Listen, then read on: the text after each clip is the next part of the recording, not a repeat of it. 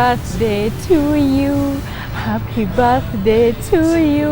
Happy birthday, dear Jaja Lydia. Happy birthday to you.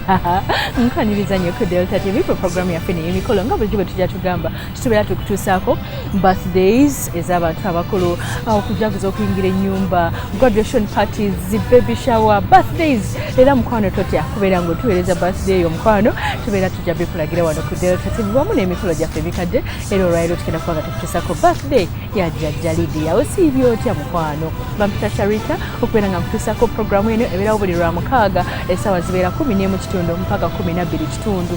Kozi mukwano njagala okugamba nti leero osobola okubeera ng'ofuna ku kizigo kya Senga Kulanama n'obeera ng'olabika bulungi ate obeera oyagala engoye, gowns, maids dresses, changing dresses n'emmotoka z'abagole ezipangisibwa ogenda bugenzi ku City Bridals wali eri Kamukamu Plaza ku Entebbe Road munnange n'osobola okubeera ng'ate ofunayo engoye ezo.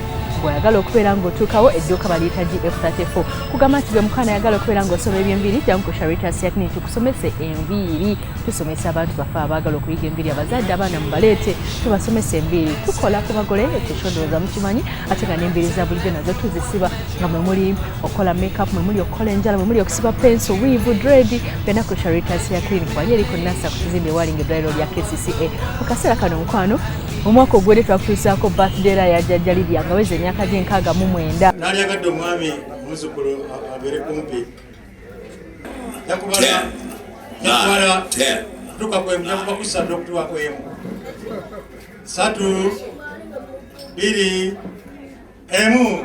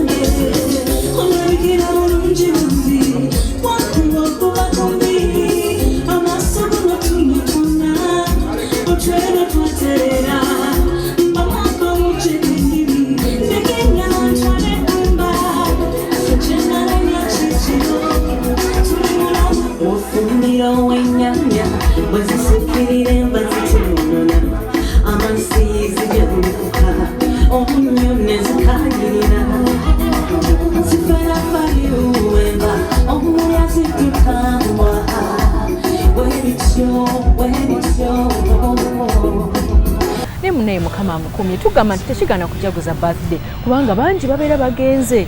Bw'obeera ng'okyaliwo omalako omwaka n'otuka ku birthday endala lwaki tokolayo pate. Jajja Lydia abeera wali eri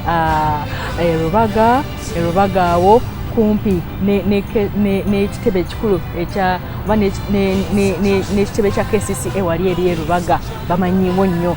Era omukyalo oyo abaana be babeera bweru baasirisa obubaka obw'enjawulo ne babeera nga bamwagaliza amazaalibwa amalungi nga ku mulundi guno yabadde aweza emyaka gye 7 bwatyo n'akola pate kabadde nga ka get together abaana n'abazzukulu bonna ne babeerawo era ng'omukolo guno gwatandise ne speeches ez'enjawulo okuva mu baana be era nga ne mu baana baweereza zi speech mwe mwabadde n'abaana be abali e London nga basindise waliwo abali e London, waliwo abali e Sweden, Canada. Abaana be yazaala abaana ba mukisa nnyo bali bweru, waliwo gwe bayita Robert, waliwo gwe bayita Skiles n'abalala besoogedde bonna bamuweereza obubaka ne bamugamba mami happy birthday. Katulaba akatundu kano akasooka ku birthday eno tuva ku Delta TV tukole mu programu yaffe eno ey'emikolo.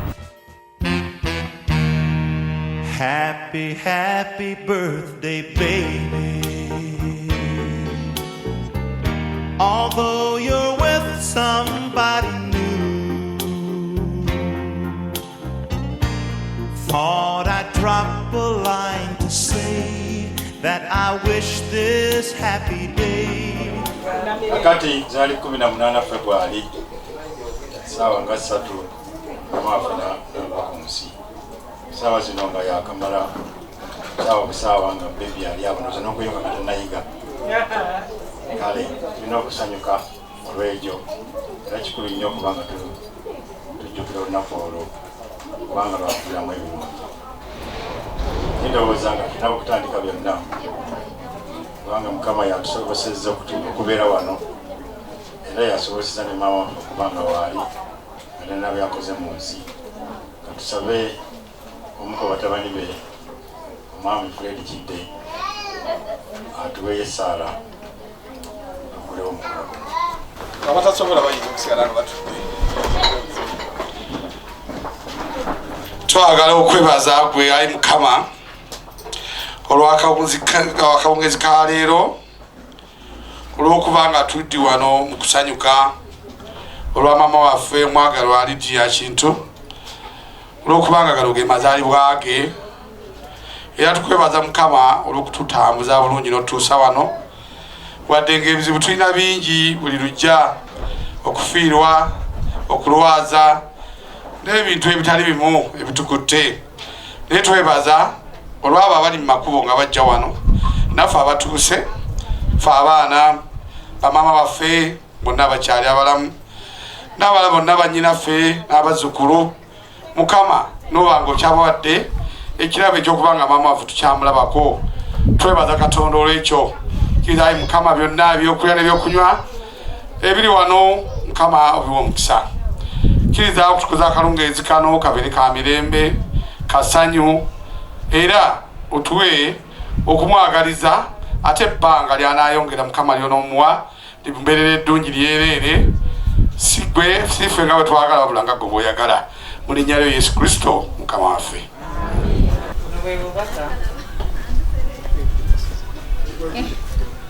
Ono bwe bubaka obuvudde wa mutabani waffe Andrew Kawunye okuva e Sweden.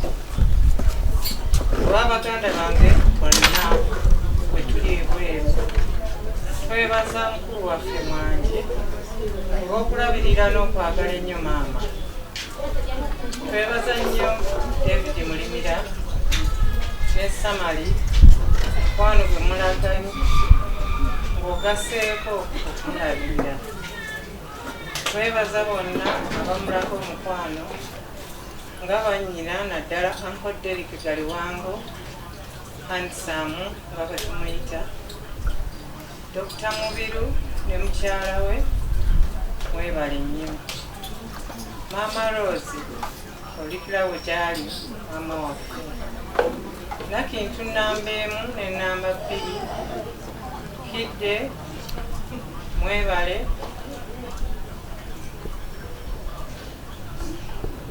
kumukyekingangako.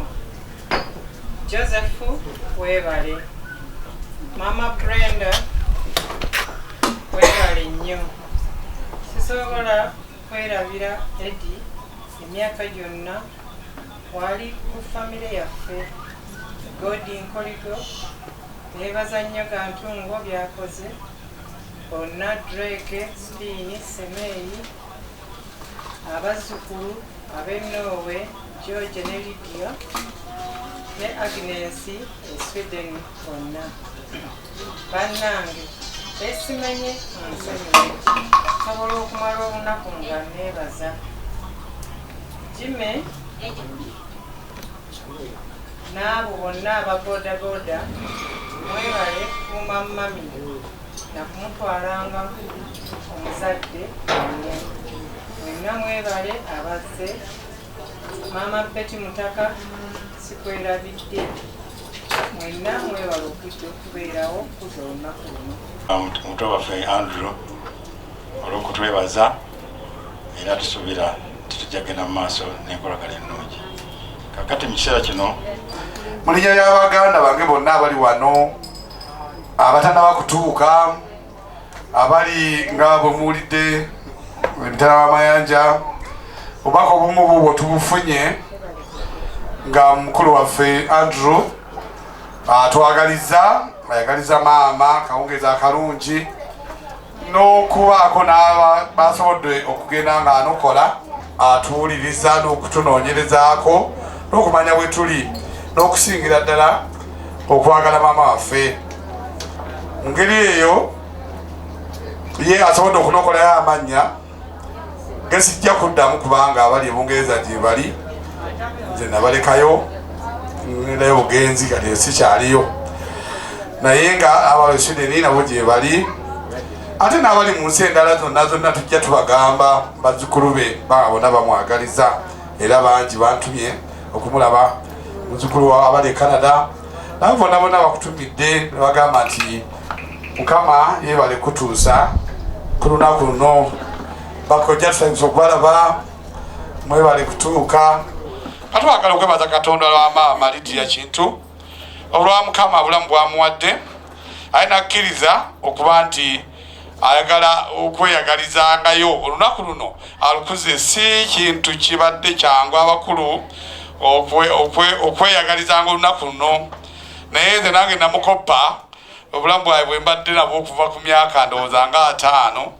okutuuka kakati buli mwaka mbadde ngenda ndukuzanga olunaku olw'amazaalibwa gange kale kirungi nnyo okuba nti maama atukuŋŋaanya nga kyasanyu nga si byannaku kubanga bwe twogera nga tulina ennaku nyingi mubiri naye ne tubeerawokko wano nga tuzze kunyumyamu naye kumwagaliza olunaku olulungi luno aye n'okuba nti tubeera olw'essanyu n'okulabaganako kubanga abantu bangi bannaffe baganda baffe bakojja tulwawo okubalaba buli muntu engeri y'ensi gyetugabalagabana bamaama noyitawo era ne bayomba naye ka batusonyiwe kuba buli ebikolebwa kati bigenda nebiyitira obungi okulwaza ne kubeera kungi okufiirwa ne kubeera kungi kati tubanga tetulinawo obudde naffe nga obulamu ate buli muntu alina butono ate nga bwona obulanga kati katugezenga okuga nti ate obulire maama nate ndi bubi ate ayinza okusooka ate gwe tonagenda kati ebimu ne tusirika busirisi n'oguma noga nti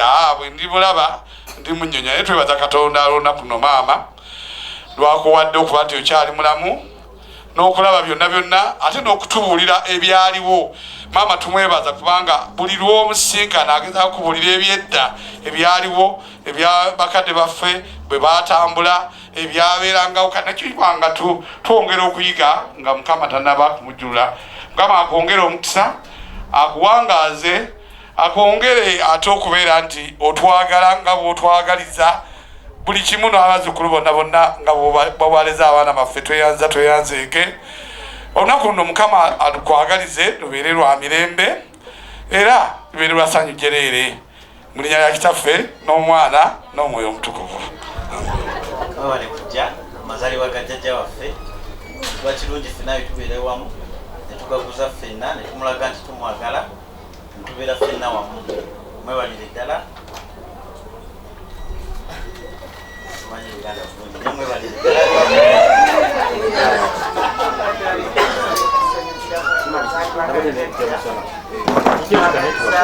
amazaalibwa amalungi n'obulamu obulungi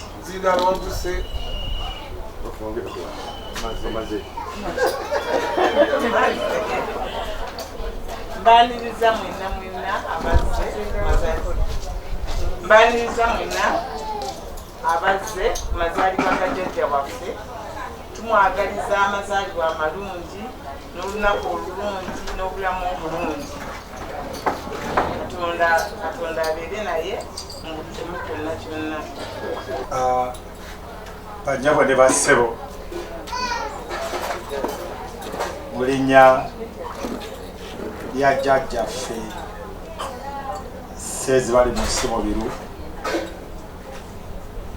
eyebase nalubudde mu Busiro era mu linnya lya taata waffe Yokaana Nkugwa nga mwannyinaze Lydia Ndagire ye kamanda ewaffe bw'alagira tetuddamu tusanyuse nnyo ffe okulaba nti muzze okutujagulizaako ku mazaalibwa ga mwannyinaffe Lydia Ndagire era nze mpozi njagala okwebazaamu ekyensuso mwannyinaffe Lydia olw'okutugatta bw'ati ekyo kikulu nnyo okutugatta netujjako n'abaana g'abantu benzinako abato ne balaba wa gye tuva era ne bamanya ab'eŋŋanda ebaluwa sijja kubamalira bbanga ggwanvu kubanga ebigambo bingi ebyogeddwa naye nga nyongera okusaba Mukama Katonda Lydia akutwe tukulaba emyaka emirala 5. neyanziza nnyo abazzukulu n'abaana kati maama nze maama w'abaana batobaobala senga wange yankwasa obuvunaanyizibwa era buli lubakuba enduulu nyangwako okutuuka abazzukulu mwenna abali wano ne bannakabiri embalina neebazizza Mukama Katonda okuntuusa olwaleero nga ndi mulamu kubanga nali simanyi tindisobola okutuuka wano nga ndi mulamu. Oyo omwana yegwe nabanga ye mukulu sikyo neyanzizza kubanga buli mukolo gwonna temumulekerera ate nange sisobola mulekerera kubanga bebi wange namuleka ndowooza natandika okumulera nga nina emyaka 10 nentandika okumulera nga senga wange amukwasiza era sisobola kumulekerera kubanga ne taata namulabako obuvunaanyizibwa obwo senga yamundekera era nemba yadde abalala bagamba nti asiye yeffe twagala bintu nagamba yadde ebintu tewali nze ye mwana be baana senga be yandekera ndowooza baali obanga 7 basigaddewo 2 kati nze ndabika nti mpezezza emyaka 8 mu mwaka guno 2016 nga 17 Novemba naweza emyaka 8 kati ndi 8